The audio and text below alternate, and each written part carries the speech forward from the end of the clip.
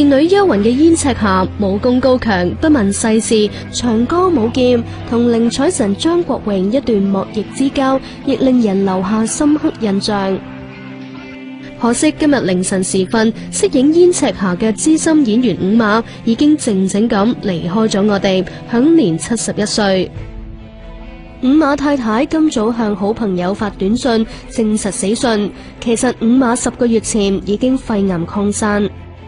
他的生命期是很短的，如繼續放化療，他必將在病榻上度過，這是他最不願意的。這幾個月，他在原始點的幫助下，以最佳的精神狀態享受工作，享受生活，瀟灑的走完了他人生的最後這段路，我好安慰。他是我心目中的英雄，我引以為傲的丈夫。伍馬雖然身患重病，但離世之前仍然繼續獻身演藝事業。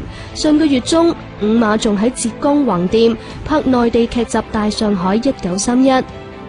舊年9月23號凌晨2點，伍馬仲寫話：啱啱收工，尋日生日喺工作中度過，南京拍攝《英雄本色》，抽時間飲杯咖啡，食個蛋糕先。有人留言補祝佢生日快樂，當時伍馬亦都有回覆，仲叮囑佢早啲休息，從未透露病情。原名馮宏源嘅伍馬生於天津，63年入邵氏，同時都係張徹高徒、胡金銓嘅入室弟子。65年演出張徹作品《花木蘭》成名。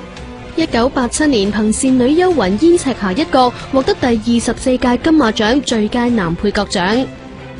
其他作品包括《快餐車》、《黑針鬼》、《肥貓流浪記》、《與龍共舞》，亦都曾執導電影，代表作有《人嚇人》、《鍾馗嫁妹》。當年同黃玉環一段忘年戀亦成美談。燕赤霞一路好走。